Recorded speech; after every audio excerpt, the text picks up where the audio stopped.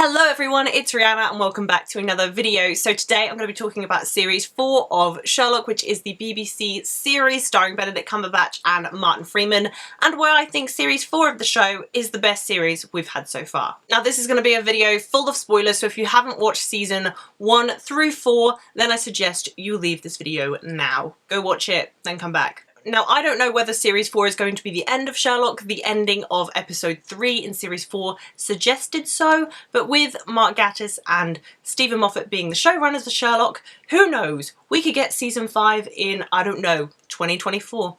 If I had to wait that long, I would. Now, Sherlock is one of my all-time favourite shows. I absolutely love it. Season 2, before Season 4 came out, was my favourite season, especially the episodes A Scandal in Belgravia and the Reichenbach Falls, but Season 4 to me just blew it right out of the park. Let's talk about the first episode, The Six Thatchers. And now at the ending of Season 3, we found out that Mary was actually an undercover spy and had been lying to John all along, and we never knew at the end of Season 3 what Mary's background was, and The Six Thatchers is all about Mary and her job as an undercover spy. And this is where Series 4 starts to become the most personal series of Sherlock we've ever gotten. It makes it so much more intense knowing that the problems at hand are to do with the main characters and the main features of the show. Usually Sherlock and John focus on a case outside their domain, so it was really interesting to see them do a case study on Mary. Obviously Sherlock and John have not forgotten that Moriarty has sent a message saying, "Did you miss me?"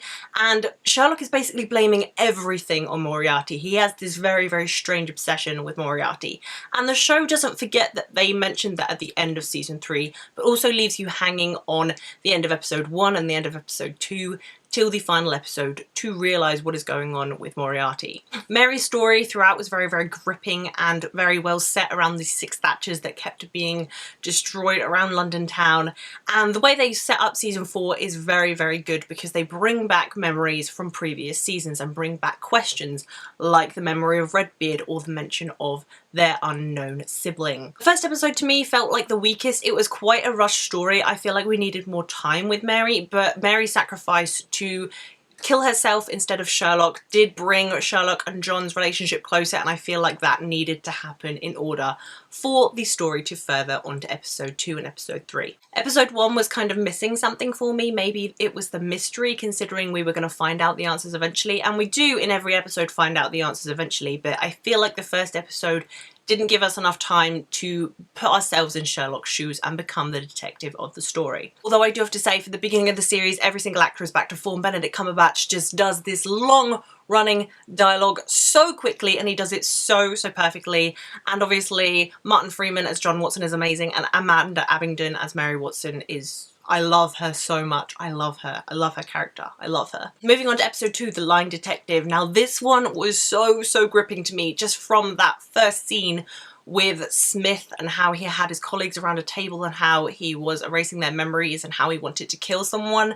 It was so gripping. I love putting myself in the shoes of Sherlock and trying to solve the mystery. This episode overall was so fascinating to watch and so deceiving, considering we are told lies from the very beginning. Just as Lestrade's partner stated in the first couple of series is that eventually Sherlock would get bored or go mad and he would make up stories, and that is what they lead you to believe in this episode, that Sherlock is completely made up, that this guy Smith, played by Toby Jones, is a serial killer. Now Toby Jones did a fantastic job portraying this villain and really tested the minds of Sherlock and John and their friendship, because obviously after Mary dies, John is ignoring Sherlock. He doesn't want anything to do with Sherlock, but Mary knows that John needs Sherlock, and that's why Sherlock puts himself in this extremely dangerous situation. The whole setup from the beginning of this episode to the end of the episode with the big reveal of Eurus, Mycroft and Sherlock's sister, was so well done. From the very first episode, when John kind of gets into this affair with this mystery woman, we know that there is something up. They wouldn't put that in unless it became a significant detail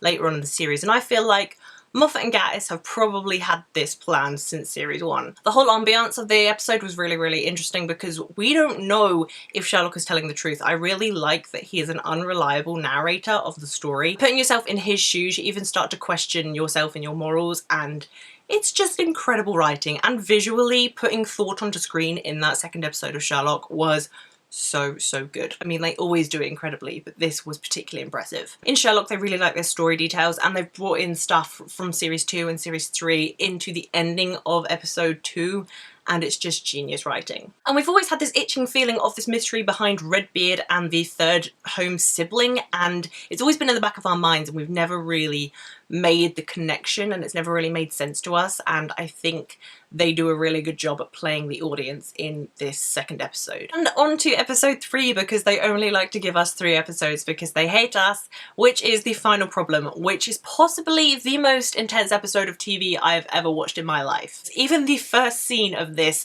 episode with the girl in the aeroplane was so intense, and then the clown with Mycroft chasing him around the house. I was so scared, even though it was an experiment. And the conflicting personalities of Mycroft and Sherlock are really interestingly explored in this episode, and the fact that it's a personal story to Sherlock and Sherlock's memories makes it so much more impactful as a story. The actress that plays Eurus, Sean Brooks, absolutely blows it out of the park. She was so creepy and possibly knocks out Moriarty as the best Sherlock villain. Of course, we did get a glimpse of Andrew Scott as Moriarty, and no matter how creepy and devilish he is, we love him, and his entrance was so badass. The connection between Moriarty and Eurus is a match made in hell.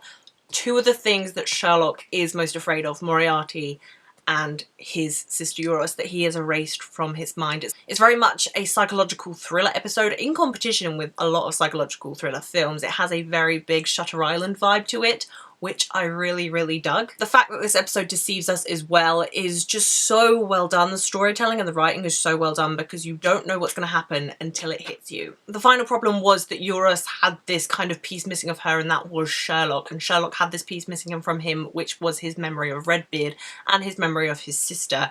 And now that they've discovered each other, they kind of fix each other, even though I feel like the resolution of Eurus and her problems was done way too quickly. It seemed way too easy for Sherlock and Eurus to solve all of their problems and hidden memories in about 5 seconds. Much as I would have liked a little bit more of a cliffhanger at the ending of this episode, it was very satisfying to watch. I love the whole ending scene of Mary describing how they need each other and what type of people they are. I absolutely love that scene, and it did feel like a tie-up to the end of the series as a whole. I think they have way more to explore in Sherlock, but that's just me wanting more episodes. But I really do believe that season 4 of Sherlock was the best.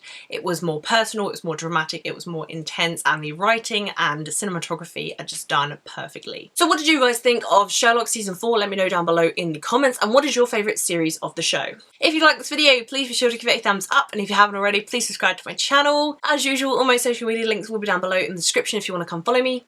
And thank you guys so much for watching. I'll see you very soon. Bye!